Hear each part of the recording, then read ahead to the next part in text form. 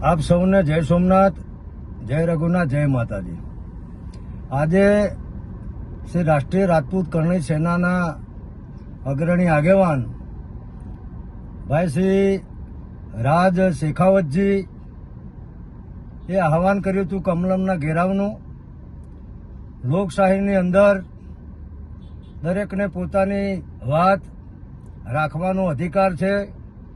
ક્ષત્રિય સમાજની લાગણી આહત થઈ એના ભાગરૂપે તમામ સંગઠનો સંસ્થાઓ પોતપોતાની રીતે કાર્યક્રમો આપી રહ્યા છે।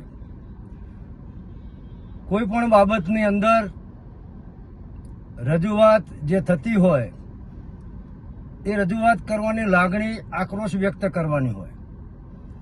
મેં આજે જોયું કે ગુજરાતની પોલીસ દ્વારા એમની અટકાયત કરવાના ભાગરૂપે જ્યારે એમને પોલીસના વાહનમાં બેસાડવામાં આવી રહ્યા હતા ત્યારે બાજુમાં ઊભેલા એક પોલીસ અધિકારી કર્મચારી દ્વારા એમની પાઘડી ઉછાળવામાં આવી, પાઘડી ઉતારી લેવામાં આવી। આ બાબતનો સમગ્ર ગુજરાતની સંકલન સમિતિ અને ક્ષત્રિય સમાજ વતીથી હું વિરોધ નોંધાવું છું। આ પગલાંની નિંદા કરું છું, આ પગલાંને વખોડી નાખું છું। પાઘડી એ સ્વમાનનું પ્રતીક છે, સ્વાભિમાનનું પ્રતીક છે। પાઘડી એ કોઈ વ્યક્તિગત બાબત નથી। પાઘડી એટલે અસ્મિતા, પાઘડી એટલે ગૌરવ, પાઘડી એટલે આન બાન શાન। તો હું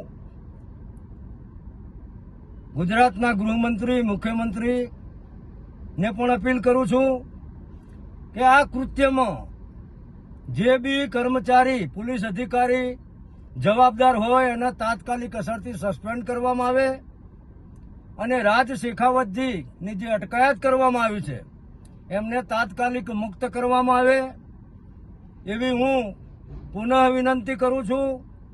અમારું આંદોલન ખૂબ સંયમથી, ધીરજથી ચાલી રહ્યું છે અને આ પ્રકારનું કૃત્ય એ આ આંદોલનને અવળા માર્ગે પણ લઈ જઈ શકે છે। પુનઃ સંકલન સમિતિના પ્રવક્તા તરીકે હું કરણસિંહ ચાવડા આ કૃત્યની નિંદા કરું છું અને સરકારને કહું છું કે આમાં જે વ્યક્તિ જવાબદાર હોય અધિકારી એને તાત્કાલિક સસ્પેન્ડ કરવામાં આવે અને રાજ શેખાવતને તાત્કાલિક પ્રભાવથી મુક્ત કરવામાં આવે। જય સોમનાથ, જય રઘુનાથ।